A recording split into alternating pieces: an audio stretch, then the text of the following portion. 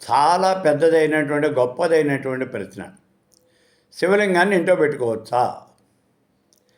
శివలింగాన్ని ఇంట్లో పెట్టుకోవటానికి నష్టం ఏంటండి బాబు? అసలు అందులో అనుమానం ఏంటి మీకు? శివలింగము అనేది ఎవరు? శివుడు అంటే సాక్షాత్తు పరమేశ్వర స్వరూపము అని కదా. ఆ పరబ్రహ్మ సాకారాన్ని గనక ధరించినట్లయితే శివుడుగా, విష్ణువుగా లేదా అమ్మవారుగా పిలువబడుతూ ఉన్నది అని చెప్తూ ఉన్నాం మనం. ఆ పరమేశ్వర స్వరూపాన్ని, ఆ పరబ్రహ్మను మనం ఇంట్లో పెట్టుకోవడానికి ఇంకా అనుమానం ఏమిటి అసలు? మీరు ఎందుకుగానే అనుమానిస్తున్నారు? శుభ్రంగా ఇంట్లో పెట్టుకోవచ్చు. అయితే ఇక్కడ ఒక్క మాట ఏమంటే, ఇంట్లో పెట్టుకునేటటువంటి విగ్రహాలు చిన్నవిగా ఉండేవి చూసి తెచ్చుకోవాలి. పెద్ద పెద్ద విగ్రహాలు తెచ్చుకోకూడదు.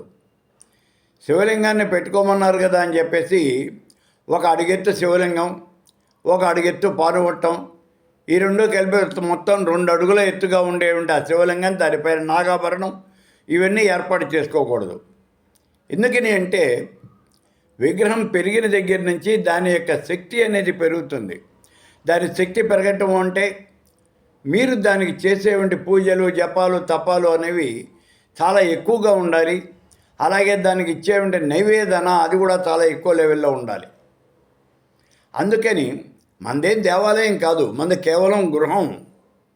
మన ఇంట్లో మనం అన్ని పనులు చేయలేం. పొద్దునుంచి సాయంత్రం దాకా శివుడికి అభిషేకం చేస్తూ మనం కూర్చోలేం. అలాగే ప్రతిరోజు ఏకాదశి రుద్రాభిషేకం మనం చేయలేం. అందుకని అంతంత పెద్ద విగ్రహాలు తెచ్చుకోకుండా చిన్న విగ్రహాలు తెచ్చుకోండి అని చెప్తారు. ఎప్పుడూ కూడా మీ ఇంట్లో పెట్టుకోవడానికి 3 అంగుళాలు మించి ఏ విగ్రహం కూడా తెచ్చుకోవద్దు అని చెప్పే కారణం అది. అసలు ఏ విగ్రహం కూడా తెచ్చుకోవద్దు. ఇంకొక విషయం ఏమంటే, షాపులో చూసినప్పుడు చాలా అందంగా ఉన్నది అని చెప్పేసి మీరు విగ్రహాలు తెచ్చి ఇంట్లో పెట్టుకోవద్దు. మీకు అమితమైనటువంటి ఉపాసన ఉంటేనే, రోజు నేను సహస్రనామం జపం పారాయణ చేస్తాను సార్, సరిపోదు.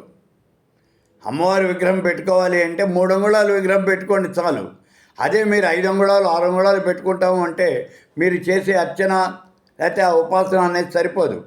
ప్రతిరోజు సప్తాహితి పారాయణ చేయాలి, వరదుర్గ పారాయణ చేయాలి, సహస్రం పారాయణ చేయాలి, 3 పూట్ల పూజ చేయాలి, నివేదన చేయాలి. ఇవన్నీ చేయగలిగితే అప్పుడు పెట్టుకోవాలి మీరు.